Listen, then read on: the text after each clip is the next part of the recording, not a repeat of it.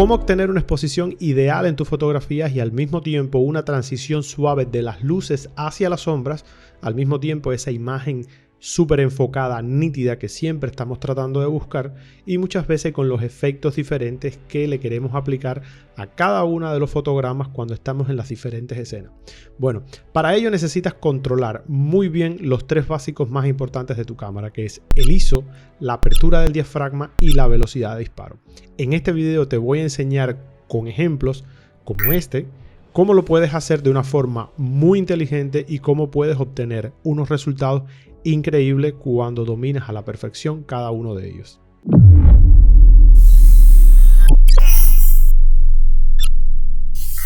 Hola amigos, un saludo, yo soy Ale Mursuli, gracias si estás viendo este video que me apetecía muchísimo hacerlo porque verdaderamente tener el control de nuestra cámara juega un papel fundamental a la hora de poder exprimir al máximo nuestras escenas, a la hora de poder ahorrar la mayor cantidad de tiempo y poder poner un efecto en cada uno de los fotogramas a medida que vas pasando por alguno de los lugares donde vas tomando diferentes tipos de fotografía. Hoy voy a tratar de explicarte de forma muy sencilla de qué depende cada uno de ellos, qué tienen en común, cuáles son las diferencias y te voy a estar mostrando algunos ejemplos de las fotografías que he hecho, cómo las he ido logrando haciendo combinaciones entre ellos.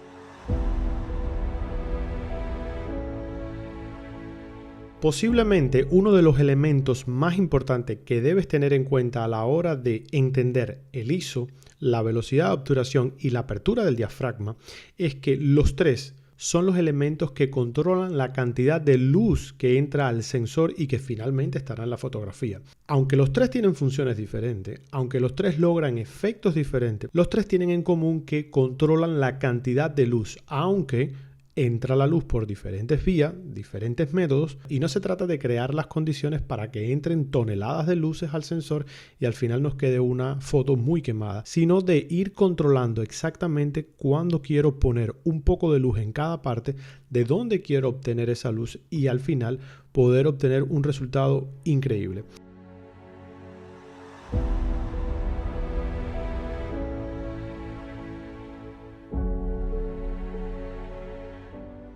Empecemos con uno de los más importantes, que es la apertura del diafragma. La apertura del diafragma depende única y exclusivamente de la capacidad de apertura de las hojas del lente. Por ejemplo, este es el 90 mm macro del lente de Sony que abre a 2.8. El concepto de la apertura del diafragma responde al mismo concepto de una ventana. A medida que esa ventana la abro más, entrará más luz al interior de la habitación.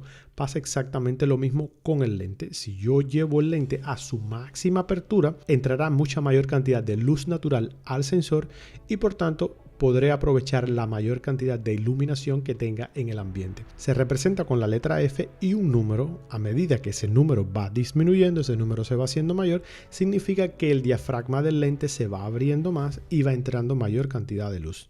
Como te decía, depende única y exclusivamente de la capacidad que tenga el lente para abrirse. Por ejemplo, este es un 50 mm con estabilización óptica que abre a 1.8, una de las aperturas máximas que te puedes encontrar, uno de los números menores que te puedes encontrar.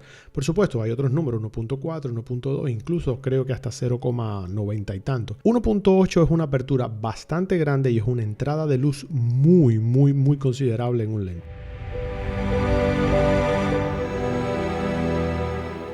Por otra parte, la velocidad de obturación tiene un principio de funcionamiento completamente diferente. Se basa en el tiempo que tienes expuesto el obturador de la cámara para tomar la fotografía. A medida que este tiempo es mayor, así será la cantidad de luz que entrará al sensor porque lo tendrás expuesto y tu fotografía quedará mucho más iluminada. Es uno de los elementos más importantes a la hora de ganar iluminación cuando estás en una escena bien oscura y no quieres sacrificar tanto el ISO de la cámara como la apertura del diafragma. Muchas veces cuando yo me encuentro en una situación que tengo poca luz externa, estoy haciendo una fotografía de retrato y no quiero ponerle tanto ISO para que queden los detalles de la cara, intento poner mi cámara en un trípode, tratar de aumentar la velocidad de obturación para que entre una gran cantidad de luz y tratar de abrir la máxima apertura de mi diafragma para ver si puedo ganar en detalles.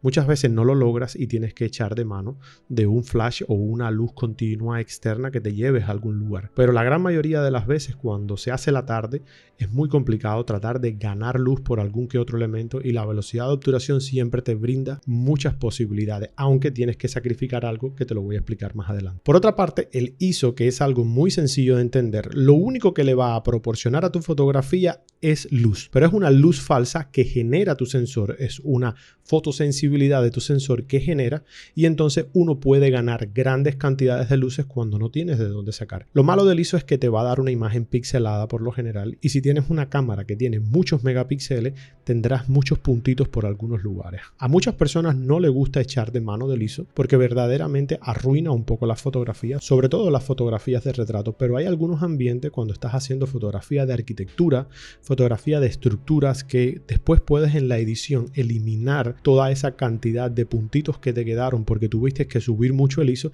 Casi siempre se puede arreglar. Cuando lo estás intentando hacer con detalles de la piel o algo así, siempre es muy complicado y siempre se ve que ha habido una posedición, a no ser que seas un maestro de la edición.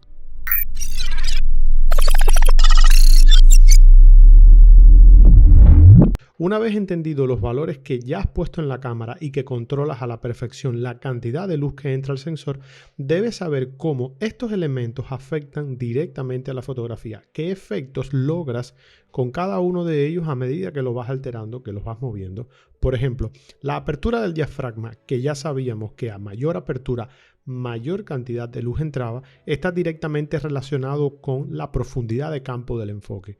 ¿Y qué es la profundidad de campo del enfoque? El área donde has logrado enfocar. ¿Y cómo se relaciona esto con la apertura del diafragma? De una forma muy sencilla. A medida que abro más el diafragma, disminuye el número, que permito más la entrada de luz, estoy disminuyendo la profundidad de campo.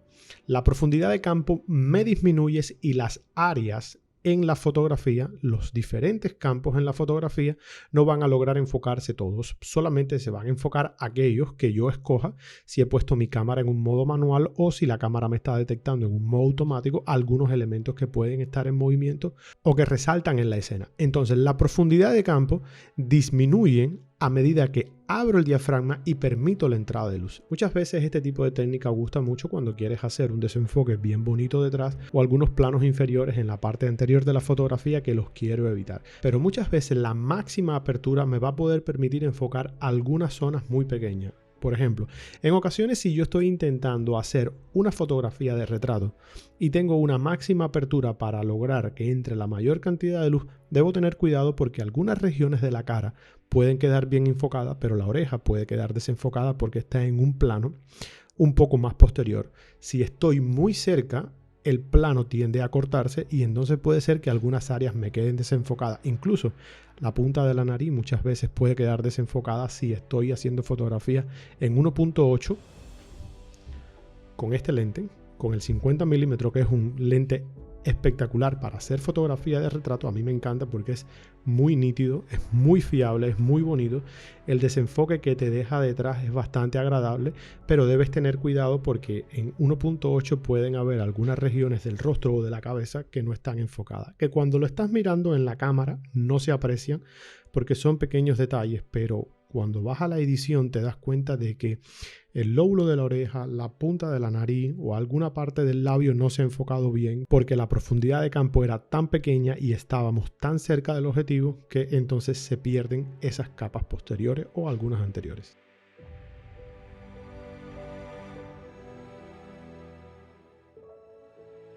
El otro concepto importante es la velocidad de obturación. Habíamos visto que a mayor velocidad, menor cantidad de luz iba a entrar al sensor, pero algún efecto tiene que tener en la fotografía, porque la velocidad de obturación depende exactamente al tiempo en el cual el obturador está abierto y nosotros estamos tomando la fotografía. Ese disparo que hace la cámara, ese disparo que hace, no viene siendo más que la apertura del sensor, abre, capta la imagen y cierra. El tiempo que demora esa apertura se denomina como la velocidad de obturación, que se expresa en segundos y fracciones. Es decir, la mayor cantidad de veces son fracciones de segundo y lo vas a ver representado 1 sobre 100, 125, 150, 200, 320, 400, 500, 800. Incluso puede ir aumentando el tiempo a medida que el número que está debajo del 1 va siendo más pequeño, 1 sobre 60, 1 sobre 40, que ya son tiempos considerados como tiempos lentos. Puede ser también una obturación de larga exposición, ya cuando tengo 1 segundo, 2 segundos, 3 segundos. ¿Cuál es el problema con la velocidad de obturación? Que sí, te da mucha entrada de luz al sensor, Pero cuando la velocidad de disparo es una velocidad lenta, y digamos una velocidad lenta por debajo de 1/60, cualquier movimiento, por mínimo que sea, en la escena lo va a capturar y te va a quedar como un efecto fantasma, el efecto ghost que queda. Va a apreciar que hay movimiento. Entonces, por muy enfocado que tú tengas la escena, por muy enfocado que tengas el plano, porque ya no pusiste 2.8 o no pusiste 1.8 en la apertura del diafragma, sino que te vas a f4, a f5.6, logras tener una buena profundidad de campo, pero tu velocidad de obturación es baja, es lenta, se está moviendo lenta la captura de la imagen, 1/60, 1/50. Entonces cualquier movimiento que haya lo va a pillar, lo va a captar y te va a quedar borrosa la imagen. Por ejemplo, cualquier movimiento de persona, una persona que se esté moviendo por muy poco que sea, el movimiento de algunos árboles, el movimiento del agua, cualquier cosa que pase, que tenga un movimiento, por muy sencillo que sea, por muy simple que sea, en velocidades lentas, ese movimiento se va a apreciar o lo que vas a tener es una pérdida del enfoque por un movimiento mínimo. Por ejemplo, a mí me gusta hacer fotografías de personas en velocidades 1/125 o velocidades más rápidas, 1/150, 1/200, 1/250. Son velocidades bastante rápidas que congelan la respiración, congelan el momento. La persona, si no es profesional, no es un modelo profesional, es una persona que le estás haciendo fotografía, siempre que esté haciendo este movimiento, intentando moverse, lo vas a pillar, lo vas a congelar y entonces vas a tener una foto bien bonita, vas a poder enfocar todos esos elementos que estás teniendo en cuenta con la apertura de tu diafragma, con la profundidad de campo y no tienes que preocuparte por la velocidad de disparo. Entonces, debes tener en cuenta que cuando vas a hacer fotografía a cosas que están estáticas, que no te importa algo que puede estar en movimiento porque vas a hacer fotografías a una pared, a una construcción, a una escena que has preparado, sí te puedes dar el lujo de disminuir la velocidad para que entre luz al sensor y sí hacer una fotografía donde verdaderamente el movimiento no te importa. Ahora, uno de los usos que se le da a la velocidad de obturación es hacer esas fotos espectaculares que te encuentras con el movimiento congelado, donde es una velocidad extremadamente rápida, 1/1000, 1/2000, 1/850, incluso puedes llegar a congelar algunos movimientos y tienes esas imágenes, puedes ver el impacto de un objeto sobre el agua y que esas gotas de agua quedan congeladas en el tiempo y muchas veces son fotografías muy agradables. ¿Qué pasa con ese tipo de fotografía? Que vas a tener una escena muy oscura porque la velocidad es muy poca. Por mucho que abras el diafragma, por mucha luz que dejes entrar a la apertura del diafragma, va a haber un límite que no lo vas a poder alcanzar. Necesitas una fuente de luz muy potente, muy cercana a ese elemento que vas a tratar de congelar el movimiento, porque a medida que subes la velocidad, que haces la velocidad más rápida, la cantidad de luz va siendo cada vez más pobre, más pobre, más pobre, más pobre. Y es uno de los elementos que más te permite controlar la luz. Por otra parte, si quieres hacer fotografías donde la velocidad de obturación sea de 1 segundo, 3 segundos, 5 segundos, 20 segundos o 30, incluso más, son ese tipo de fotografías donde se le conoce con el efecto seda. Muchas veces se ve la forma de la caída del agua, las fotografías de ciudad, donde se mantiene la fotografía tomando por un periodo de 20 segundos, la velocidad de obturación es demasiado lenta y puedes ver el recorrido de las luces de los carros que pasan por la ciudad, sobre todo en fotografías nocturnas. Ahora, para ese tipo de fotografía, ¿qué te recomiendo? Siempre necesitas un buen trípode robusto, porque cuando la velocidad de obturación es muy lenta, el mínimo movimiento de la cámara, el mínimo movimiento, el poco aire que le dé impacta a la cámara. Si no tienes un trípode robusto, lo que va a pasar es que ese movimiento de trepidación se te va a captar en la imagen y vas a tener el efecto fantasmado de nuevo. Y no lo vas a poder arreglar en la edición porque la pérdida de enfoque en la fotografía muchas veces es muy difícil de recuperar. Acerca del ISO no te voy a decir mucho más porque básicamente lo que hace es controlar la cantidad de luz que puede generar ese sensor. Ahora, sí te digo que a medida que vas aumentando un paso de ISO, puedes ir aumentando 2 pasos de velocidad de obturación, hasta que logres tener una velocidad adecuada porque quieres obtener un efecto ideal. A mí, por ejemplo, me funciona bastante bien con mi cámara 640 de ISO. Trato de no subir más de 640 para algún tipo de fotografía específica que intente hacer fotografías de real estate, fotografías donde voy a tener poca luz y necesito controlar un poco bien el ambiente y voy a tratar de obtener algunos detalles. También el ISO te puede venir bien para algún tipo de fotografía que vayas a imprimir en un formato un poco grande. Esa pixelación, esos bordes bien marcados que se ven, cuando tú lo imprimes en una fotografía y te alejas y lo ves a la distancia, no se percibe y sí resalta mucho la fotografía. Bueno, hasta aquí este video que se me hizo un poco más largo de lo que yo pensaba. Espero las fotografías te hayan gustado. Espero que hayas entendido un poco cómo aplico los valores para obtener cada uno de los resultados y que esta información te haya servido. Es verdad que te puedes encontrar esta información muy bien detallada en otros canales de YouTube y también la información por internet está bastante clara. Lo puedes buscar con los conceptos del triángulo de apertura, donde encontrarás todos estos elementos bien coordinados, con diagramas, con información visual que muchas veces ayuda para poder clarificar un poco más todos estos conocimientos. Es bastante básico, es muy importante dominar estas tres características y créeme, si tienes en cuenta cada uno de los detalles, la calidad de tu fotografía subirá hasta otro nivel. Mi nombre es Ale Mursuli, espero verte en el próximo video y no te olvides de seguirme en las redes sociales que te he dejado la información por ahí. Gracias. Chao.